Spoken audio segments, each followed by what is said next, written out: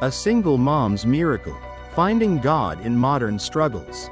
Chapter 1. The Weight of the Storm. The rain poured relentlessly outside the small apartment window, each drop echoing the heaviness in Sarah's heart. At 29, Sarah felt like her life was crumbling. She sat on the edge of her bed, staring at the eviction notice in her trembling hands. Her job as a waitress at a local diner had barely paid the bills. And now, with the diner closing down, she was out of work. Her landlord had given her 2 weeks to leave, and she had nowhere to go.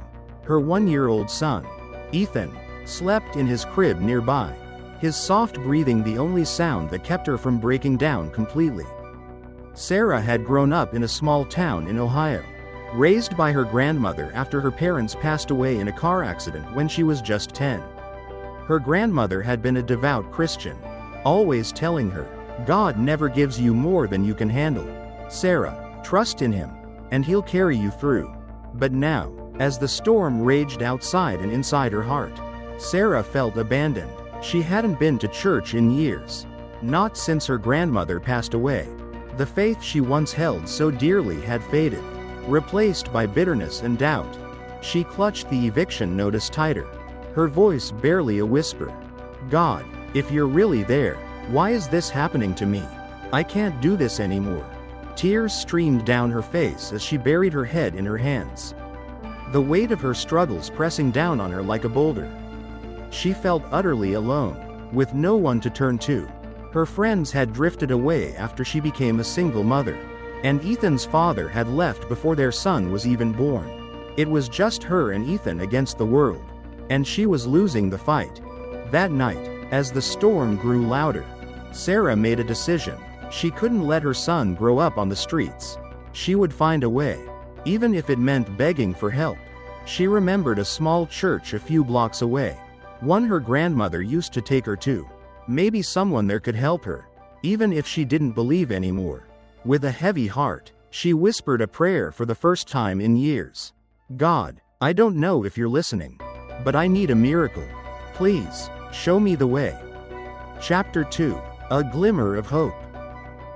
The next morning, the rain had stopped, but the sky remained gray. Mirroring Sarah's mood, she bundled Ethan up in a warm jacket, strapped him into his stroller, and walked to the church she remembered from her childhood. The building was old, with peeling paint and a creaky wooden door, but the sign outside read, "All are welcome." Sarah hesitated at the entrance, her heart pounding. She hadn't stepped foot in a church in over a decade. What if they judged her? What if they turned her away?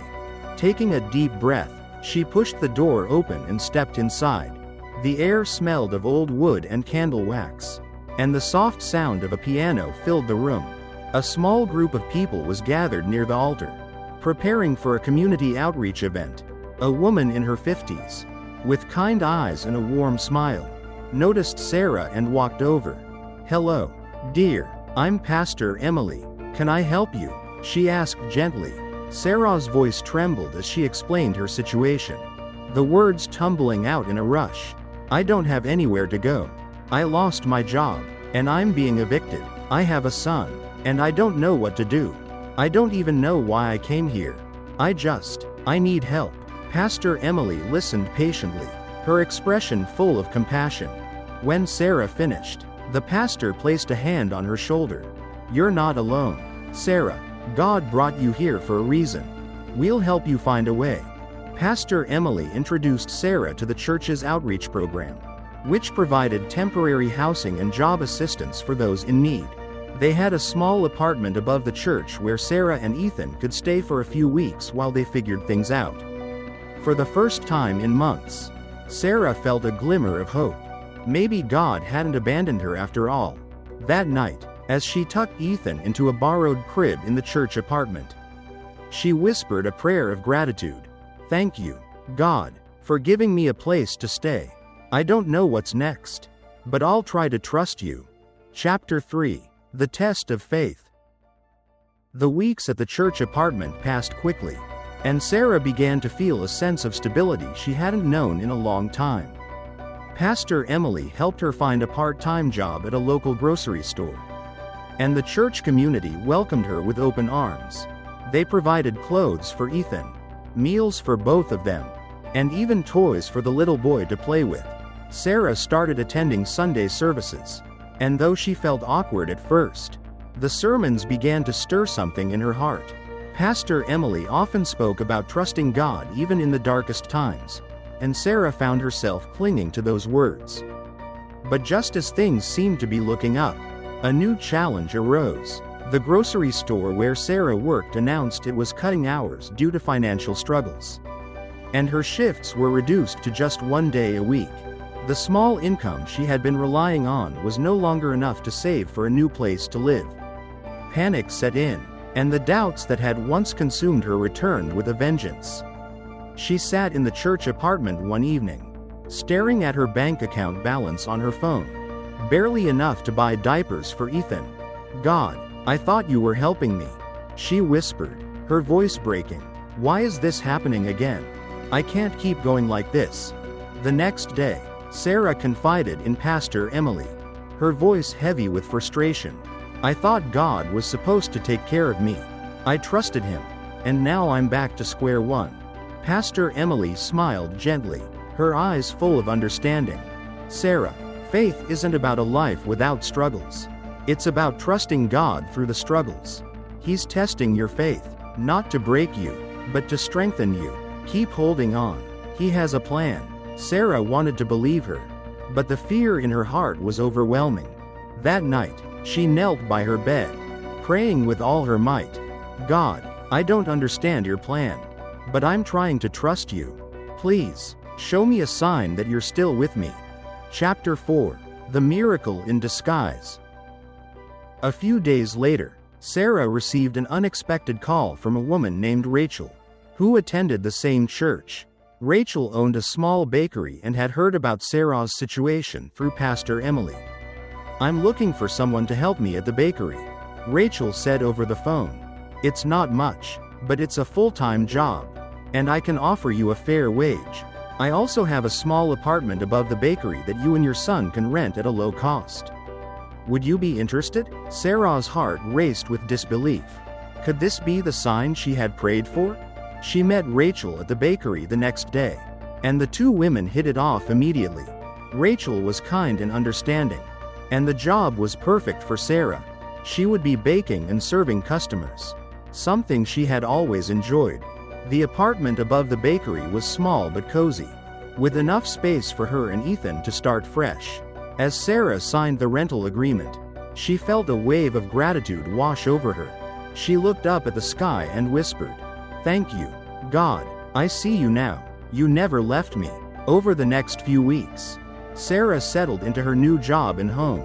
She worked hard at the bakery, and Rachel became not just her boss but also a dear friend. Sarah started reading the Bible again, finding comfort in verses like Psalm chapter 23. "The Lord is my shepherd, I shall not want." She realized that God had been with her all along, guiding her through the storm to a place of safety and hope. Her faith, once shattered, was slowly being rebuilt, stronger than ever before. Chapter 5. A New Beginning. Months passed, and Sarah's life had transformed in ways she never thought possible. She and Ethan were thriving in their new home above the bakery, and her job with Rachel had given her a sense of purpose.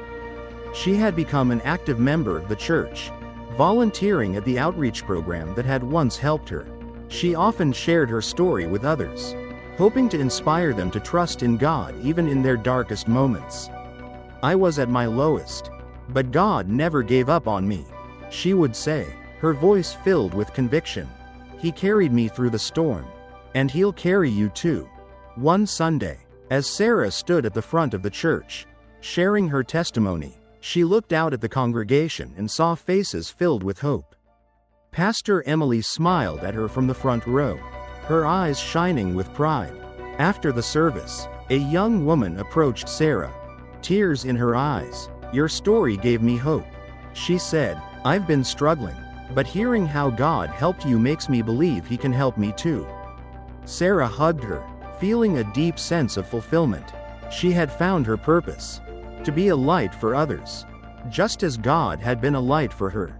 That evening, as Sarah tucked Ethan into bed, she looked out the window at the starry sky.